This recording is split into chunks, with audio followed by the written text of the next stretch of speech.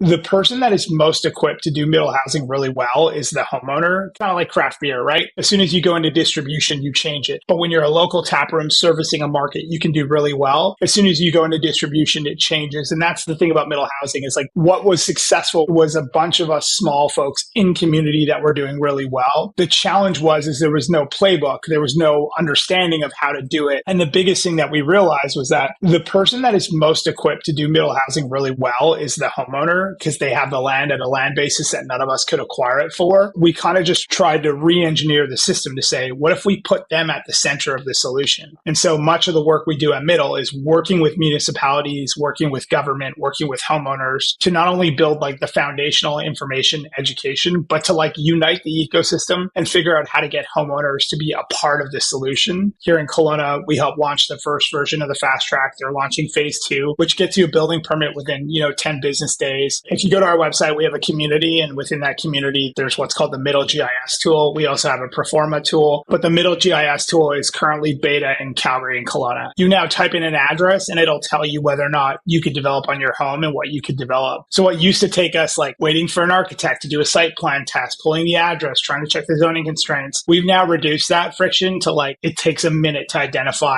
at a high level whether or not that place makes sense. We're launching a realtor integration now too. So with realtor.ca, type in the address and it'll tell you whether or not that site is actively listed. But we've also done a scrape so you can look at a city and say, okay, these are all the active listings that meet the requirement for a middle housing project. What we envision in the future is like we have contractors that know how to build these or modular developers that know how to build them. Can we then like have someone run their Proforma, fill out a finance tool and basically get them all their components that they need to basically say, okay, I do have a viable project now and I can move forward with it. And so that's exactly what we're trying to do is take all the things that we've learned empowered by technology to give people that leg up on their ability to deliver on their projects.